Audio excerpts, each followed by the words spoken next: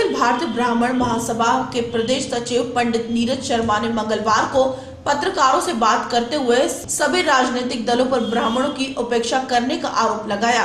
मायावती और सतीश चंद्र मिश्र पर निशाना साधते हुए शर्मा ने कहा कि मायावती वैसे तो मिश्रा के आगे करके ब्राह्मण हित की बात करती है, परंतु पर्दे के पीछे केवल पैसे की राजनीति करती है। प्रोग्राम चला रखा है, सतीश मिश्रा जी को लगा रखा है ब्राह्मण को लगाने के लिए।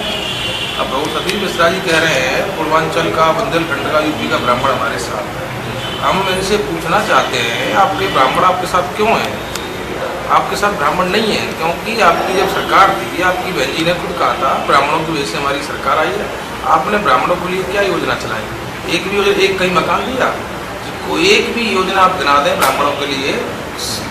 उत्तर प्रदेश में जब बहन जी की सरकार थी 50,000 ब्राह्मण उत्तर प्रदेश से पलायन कर चुका है, क्योंकि उन पर सबसे ज़्यादा हड़जन एक्ट लगी और हड़जन एक्टों की ट्रक की वजह से जो उन पर नहीं लगी वो भी बेचारे भागने लग गए। तो इनकी सरकार में कोई काम नहीं हुआ है, ब्राह्मणों को ही बेवकूफ़ बना रहे हैं। और ब्राह्मण, और इनने एक बात सबसे की थी, मंदिरों में दलित पुजारी भी हो सकता है। तो हमें बताएं, दलित पुजारी होगा मंदिर में, दलित पुजारी होगा, बहन जी ने अपने मुँह से कहा है। तो इस परिप्रेक्ष्य में हमें आप बताएं ब्राह्मण आपको किस बेस पे बोलते हैं? जो आप उनकी रोटी रोजी को छीनना चाहते हैं। हमारी रोटी रोजी है। इधर बीजेपी ने भी यही किया है। बीजेपी ने सत्ता से पहले बीजेपी थी तो इन्होंने कहा कश्मीरी पंडितों को कश्मीर में बसाएंगे। इनने सत्ता में आ गई तो कश्मीरी पंडितों को बसाया? आप बताए, कोई बता दे बसा दिया? नहीं बसाया, क्योंकि ये झूठ बोलते हैं। बहन जी भी झूठ बोलती है, बीजेपी भी झूठ बोलती है। बीजेपी कहती है हम राम मंदिर बनाएंगे, राम के भी गुनहगार हैं, आज तक बनाया नहीं बना। और इनका सबसे जो मेन उद्देश्य है वो हिंदू मुसलमानों का लड़वाने का, जो बीजेपी का उद्देश्य है ये। और ये चुनाव पे करेंगे उस टाइम में इनके लोग ही सब काम करते हैं, खुद आपसे में लड़ते हैं। और हिंदू मुसलमानों को ये चुनाव के टाइम में ये परिवर्तन यात्रा निकालने, परिवर्तन क्या मतलब है? तुम झूठ बोलते हो, अपने वादे पूरे कर दो। आप जो तुमने वादे दिए उनको पूरा कर दो, परिवर्तन यात्रा जरूरत ही नहीं। लखनऊ से आनंद श्रीवास्तव की रिपोर्ट। राय उमानाथ बलि प्रेक्षागृह के जय शंकर प्रसाद सभागार में मंगलवार को चाइल्ड लाइन लखनऊ से दोस्ती सप्ताह का उद्घाटन हुआ। इस आयोजन में बच्चों के लिए काम करने वाली संस्थाओं ने भाग लेकर बच्चों की प्रमुख समस्याओं पर विचार व्यक्त किए। 1098 टोल फ्री नंबर की बात बताते हुए चाइल्ड लाइन फाउंडेशन के निदेशक डॉक्टर आशुमती शर्मा ने संस्थान के इतिहास पर प्रकाश डालते हुए संस्था के कार्यों से अवगत कराया। जो अपने क्षेत्र में बहुत अच्छा काम कर रहे हैं, सबके लिए यहाँ तक हमारे बीच में आना संभव नहीं होता। इसलिए अगले एक हफ्ते का कार्यक्रम हमने इस तरह से निर्धारित किया है कि हम ग्रुप्स तक पहुँच के भी जो लोग अपनी टेम्पो में, अपनी गाड़ी में बच्चों को घर पहुँचाते हैं, सुरक्षित पहुँचाते हैं, उनके लिए हमारे पास तक आना संभव नहीं है। लेकिन यदि अगर हम उन तक पहुँच सकते हैं, उन्हें बता सकते हैं, तो बस जरूरत है वो 1098 पे फोन करके किसी एक परेशानी में फंसे, मुसीबत में फंसे बच्चे की जरूर मदद कर सकते हैं। धन्यवाद। मैं निवेदन करूंगा डॉक्टर संगीता। लखनऊ से आनंद श्रीवास्तव की रिपोर्ट। राजधानी लखनऊ के हजरतगंज स्थित गांधी प्रतिमा पर पूर्वांचल पीपुल्स पार्टी के कार्यकर्ताओं ने पूर्वांचल राज्य के गठन की मांग को लेकर धरना प्रदर्शन किया।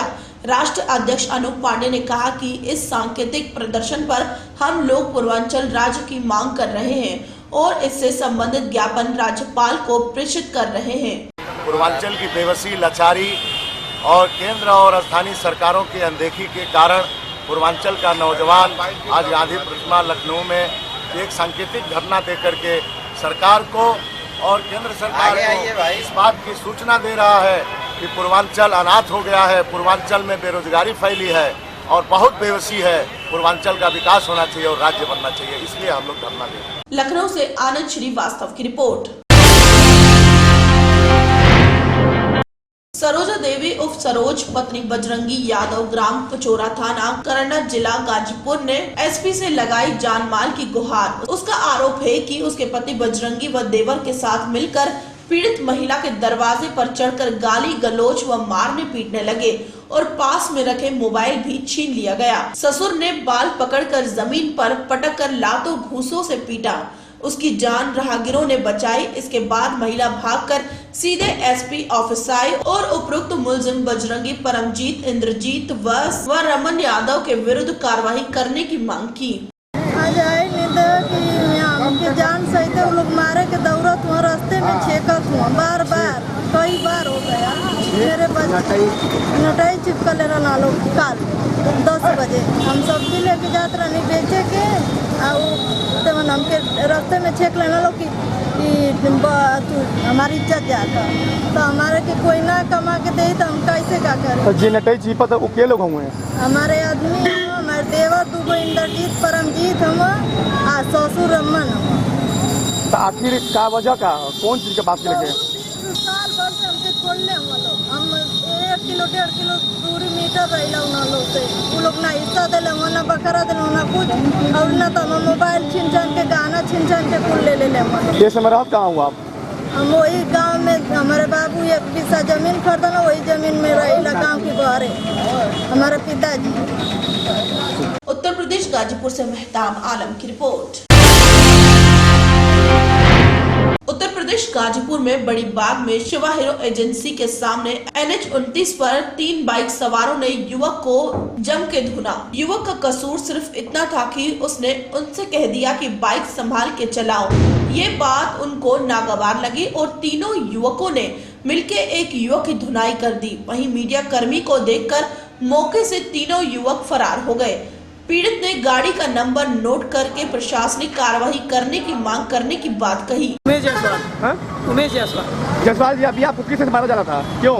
इसलिए कि वो लंका से इधर वो सब मेरे आगे गाड़ी जा रहे थे और एक गाड़ी पे 3 बैठे हुए हैं और तीनों गाड़ी लहराते हुए जा रहे थे आगे आगे। बस मैंने यही पूछा उनसे कि भाई जरा गाड़ी सही चलाओ। उसके बाद गाड़ी देकर फिर गाड़ी रोक के मारने लगे। क्या आप उनको पहचानते हैं? जी पहचानते हैं, गाड़ी नंबर नोट किया हूँ मैं उनका। तो अभी जो आपको मारा गया है, अभी आप क्या करेंगे? पुलिस कार्रवाई? जी बिल्कुल करूँगा, पुलिस कार्रवाई मैं करूँगा बिल्कुल। उत्तर प्रदेश गाजीपुर से मेहताब आलम की रिपोर्ट।